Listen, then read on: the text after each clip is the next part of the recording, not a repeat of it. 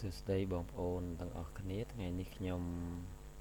រីករាយណាស់ដែលបានធ្វើវីដេអូថ្មីមួយទៀតដើម្បីបង្ហាញបងប្អូនទាំងអស់គ្នាក៏ដូចជាអ្នកដែលសិក្សានៅថ្នាក់ទី6ឬក៏ជាអាណាព្យាបាលដែលមានបំណងចង់ស្រាវជ្រាវរកឯកសារសម្រាប់បង្រៀនកូនចៅរបស់លោកអ្នកហើយខ្ញុំបាទឈ្មោះសុយស៊ីរ៉ាដេតជាគ្រូបង្រៀននៅសាលាបឋមសិក្សាហ៊ុនសែនឃ្លាំងលើក្នុងសង្កាត់លេខ1ក្រុងផ្សេនុខេត្តផ្សេនុថ្ងៃនេះខ្ញុំនឹងធ្វើការបង្ហាញអំពីមេរៀនមួយដែលមានចំណងជើងថាការអានឬក៏អំណាននិងសំណេរចំនួនទស្សភាគដែលឯកសារនេះដកស្រង់ចេញពីសៀវភៅគណិតវិទ្យាថ្នាក់ទី6បោះពុម្ពលើកទី1ក្នុងឆ្នាំ2012នៅទំព័រទី5អំណាននិងសំណេរចំនួនទស្សភាគនេះដើម្បីឲ្យមានភាពងាយស្រួលគឺយើងត្រូវការបង្កើតតារាងមួយជាមុនសិនហើយតារាងនេះយើងនឹងបែងចែកជាផ្នែកនេះគេហៅថាផ្នែកគត់នេះគឺចុចហើយនេះគឺផ្នែកទស្សភាគដើម្បីអានចំនួន 2.782 នេះបានតើយើងត្រូវអានដូចម្ដេចដើម្បីអានវាបានដូចខ្ញុំបានជម្រាបប្រាប់ខាងដើមហើយថាយើងត្រូវមានតារាងចំនួនហើយតារាងចំនួនបែងចែកជាផ្នែកខាងនេះគឺផ្នែកទស្សភាគហើយផ្នែកខាងនេះគឺជាផ្នែកគត់នៅក្នុងផ្នែកគត់នេះយើងលើកយកតែខ្ទង់100ខ្ទង់10និងខ្ទង់រាយមកបង្ហាញទេហើយចំណែកផ្នែកទស្សភាគនេះគឺយើងមានទស្សភាគភាគ10ទស្សភាគភាគ100ទស្សភាគភាគ1000អញ្ចឹងដើម្បីអានចំនួននេះបានអញ្ចឹងយើងមើលលេខ2នេះគឺនៅខ្ទង់រាយយើងដាក់ខ្ទង់រាយនេះគឺចុចឬហៅថាចំណុចគឺយើងដាក់នៅកន្លែងនេះលេខ7គឺនៅភាគ10ហើយលេខ8នេះគឺនៅភាគ100ទស្សភាគភាគ100ហើយលេខ2នេះគឺនៅទស្សភាគភាគ1000អញ្ចឹងដើម្បីអានចំនួននេះបានគឺយើងអានដេញពីឆ្វេងទៅស្ដាំអញ្ចឹងបានន័យថា2នៅផ្នែកគត់បានន័យថាទង់រាយអញ្ចឹងយើងអានថា2.782បាទអញ្ចឹងយើងអាននេះគឺជាចម្លើយរបស់ចំនួនខាងលើ2.782អញ្ចឹងយើងអានថា2.782បាទនេះគឺជាឧទាហរណ៍ទី1ឥឡូវយើងចូលដល់ឧទាហរណ៍ទី2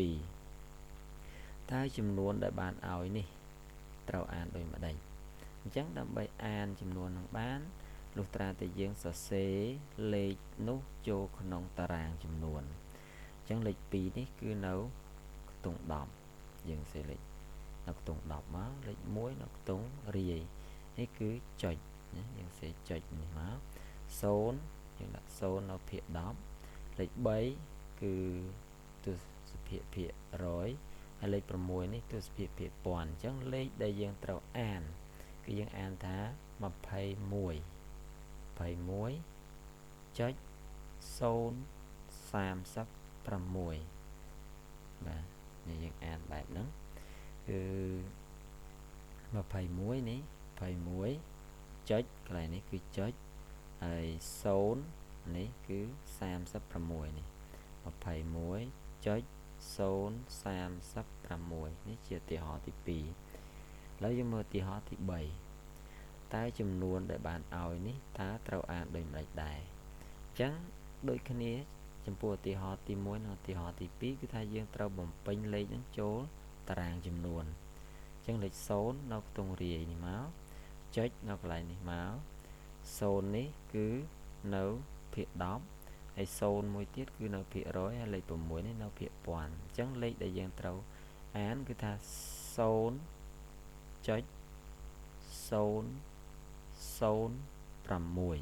បាទសូមមើលចម្លើយគឺ0.006នេះអានថា0.006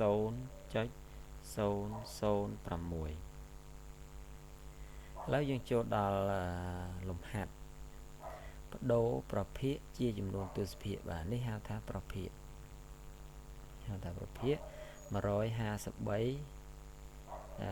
ភាគ 1000 អញ្ចឹងដើម្បីសរសេរចំនួនហ្នឹងទៅជាទស្សភាគបានយើងមើលផ្នែកទស្សភាគផ្នែក0របស់វានៅភាគបែកហ្នឹងគឺមាន3បើ0មាន3មានន័យថាយើងត្រូវរាប់ពីស្ដាំមកឆ្វេងហ្នឹងឲ្យបាន3ដែរអញ្ចឹង1 2 3គ្រប់3ចំនួនហើយយើងត្រូវចុចនៅកន្លែងនេះមួយហើយថែម0មកខាងឆ្វេងនេះដូចជាចម្លើយនេះអញ្ចឹង1 2 3ហើយយើងចុចហើយយើងដាក់0មកដាក់0នៅផ្នែកខាងឆ្វេងនេះមកចុចហ្នឹងទៅនេះគឺទី1ទី2 75ភាគ 1000 75ភាគ 1000យើងធ្វើដូចខាងលើនេះដែរគឺយើងរាប់មើល0របស់វាខាងនេះគឺមាន3 03អញ្ចឹងទស្សភាគភាគ 1000 គឺមាន3 0អញ្ចឹងយើងត្រូវរាប់ពីស្ដាំមកឆ្វេងឲ្យបាន3នេះដូចចម្លើយនេះគឺ1 2 3ណាដោយមានតែ2ខ្ទង់ដោយមានតែ2ខ្ទង់អញ្ចឹងយើងត្រូវថែម0មួយទៀតនៅផ្នែកខាងឆ្វេងហ្នឹងហើយបានយើងចុចហើយយើងត្រូវថែម0មួយទៀតនៅផ្នែកខាងឆ្វេងមួយទៀតអញ្ចឹងលេខដែលទទួលបានគឺថា 0.075 ផ្នែកទស្សភាគហ្នឹងហើយយើងមើលទីហោមួយទៀតអានេះគឺ3638ភាគ 1000 អញ្ចឹងយើងរាប់3ខ្ទង់ដេញពីស្ដាំមកឆ្វេងអញ្ចឹង1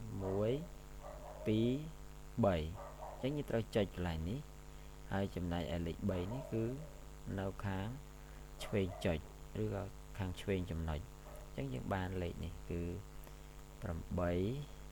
ហើយយើងចុចតមកដាក់លេខ3ណាហ្នឹងគឺជាការបដូរប្រភេទទៅជាចំនួនទស្សភាគហើយបន្តមកទៀតគឺការបដូរចំនួនទស្សភាគជាប្រភេទវិញម្ដងអញ្ចឹងយើងមើលថាតើលេខដែលនៅខាងក្រោយចុចឬខាងក្រោយចំណុចហ្នឹងមានប្រមាណខ្ទង់អញ្ចឹងយើងរាប់ទៅមាន1 2 3មាន3អញ្ចឹងមានន័យថាភាគបែងរបស់វាឬក៏ផ្នែកទស្សភាគរបស់វាហ្នឹងគឺទស្សភាគភាគ 1000បើយើងរាប់អានេះទស្សភាគភាគ 10ទស្សភាគភាគ 100ទស្សភាគភាគ 1000បើលេខនេះទស្សភាគភាគ 1000មានន័យថាភាគបែងនៃប្រភេទហ្នឹងគឺស្មើនឹង 1000ហើយភាគយកគឺយើងសរសេរតែតម្លៃលេខ75នេះមកអញ្ចឹងវាបាន75ភាគ 1000ចំណែកឯលេខនេះវិញម្ដងគឺយើងមាន2.630 2.630អញ្ចឹងយើងមើលថាក្រោយ